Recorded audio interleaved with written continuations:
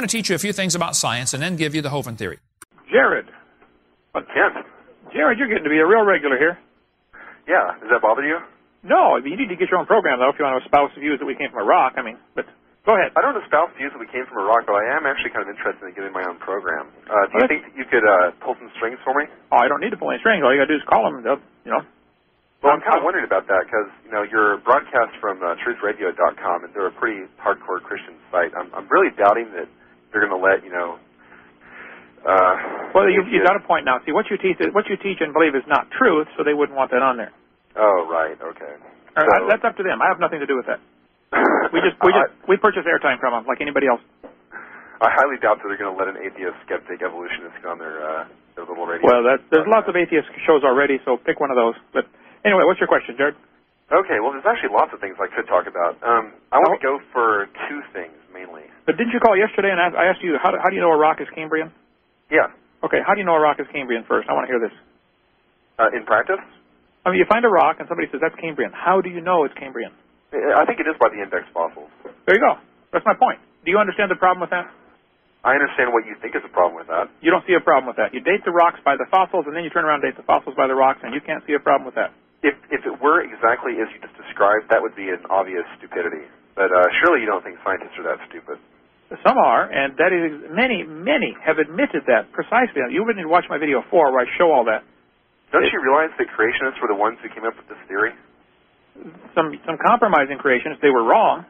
Compromising creationists? So any creationist who doesn't agree with your view is compromising? It's just common sense whether they believe in creation or evolution would tell you. If you're dating a rock by a fossil and you're dating a fossil by a rock... That's not what I mean. I'm talking about the geologic column in general. I don't care who came up with it. It's wrong. To me, it doesn't matter. If I say an evolutionist came up with something, or in your mind, if a creationist invents the MRI machine, well, he can't be a scientist then because he's a creationist. Oh, absolutely not. I've never said that. Do you believe it's possible to be that is ridiculous, Ken. I would never say that. Well, there are a lot of evolutionists that believe if you don't believe in evolution, you're not a scientist, and therefore all scientists believe in evolution.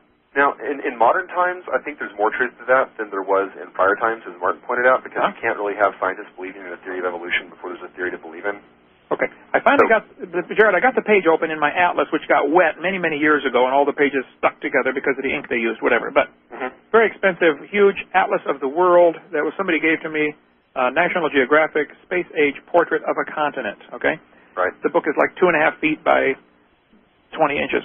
It has, on page 18, a map of the North American continent with different color codes for the different types of rock. They have Cretaceous. Types mean eras of the geologic column, or? Right. They have Cenozoic, Mesozoic, Paleozoic, etc. Each color coded. Now, they have a whole section of Florida as Cenozoic. How do they know it is Cenozoic? Or whatever.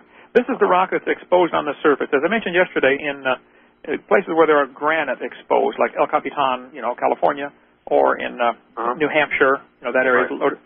Vermont, too. Yeah, Vermont. Vermont is actually called, never mind, go ahead. New Hampshire is the granite state. Yeah, it's true, but they both pretty much have the same geography, but whatever. Right.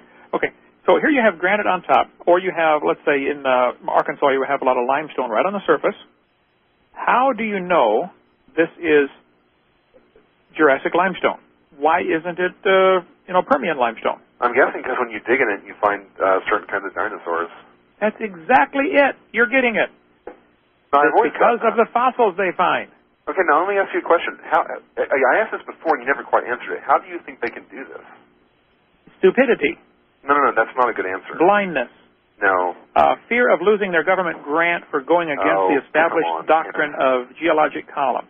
No, Kent, the guys that came up with this idea were creationists before the theory of evolution even existed. A few of them may have been, but they were compromising as who believed they thought the Earth was millions of years old. Why do you think they were compromising? Why would they have a reason to compromise if there was no theory of evolution to compromise against? They started off thinking the Earth is millions of years old. No, they discovered that the Earth is millions of years old by the simple fact that these geological phenomena cannot be explained in any other way. They realized that the Noah's Ark hypothesis doesn't fit reality. There may be some people who believe it does not fit reality. That is the reason why they started investigating these things to begin with in the 19th century. Okay, I'm opening up my 7,000-slide PowerPoint presentation to Seminar Part 4, where I give all kinds of quotes about the circularity of the geologic column. Now, let me ask you a question, though, before we go on with this. Okay. Why is it possible to do this? Why is it possible to do what? Why do you think it's possible to figure out what strata it is by what fossils are in it? I don't think it is possible. That's my whole point. You believe it is. I don't. Then why is there any consistency with the way that scientists deal with the geologic column? Why aren't they in a state of utter confusion every single time they go out and look for it? I think there is utter confusion. And no, I think that all kinds of, like, when they find the KBS Tough and dated at 212 million years old. And KBS Tough is an anomaly that I'm investigating, but besides that, stuff like that. The point is, they found a normal human skull under the KBS Tough. They found it under something. They did not find, as far as I understand, a human skull inside of, like, Cambrian rock. Well, no, they found wasn't fossilized inside of a rock layer. Well, you got horses and oranges here. You don't find many fossils in lava at all, okay, or in ash or pumice, I guess in Pompeii, but even then the fossils didn't preserve, just the cavity where it was, the humans were preserved.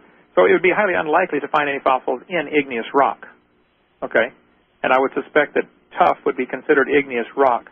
That's kind of beside the point. What I'm saying is, if this flood hypothesis is true, and first of all, you put forth the idea that there's like this massive technologically advanced civilization that's capable of building these seafaring boats. They're far more advanced than anything we have today, right? As far as wood technology goes. Seafaring, it's not going to go anywhere. It's a float. It's a big floating box. It floats on the water in the sea.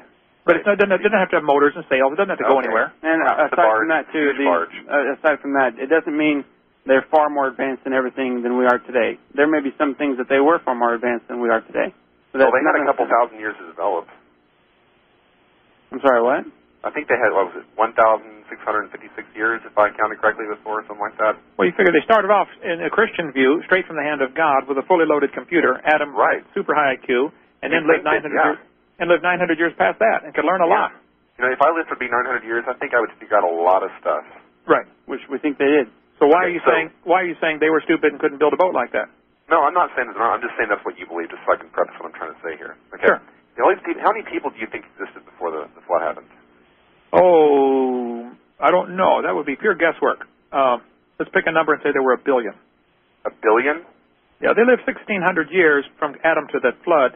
And if you're living 900 years apiece and having 100 kids per family, it doesn't take long to get 1 billion people. Right. I think some simple population dynamics would probably back up what you're saying. Okay, so let's just suppose that's true. What kind of evidence do you think that civilization should leave behind if there were a global flood?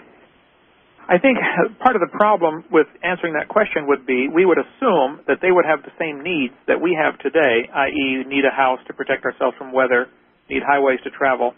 If they had a Garden of Eden type situation, you don't need to go anywhere, you don't need a house to be protected from weather.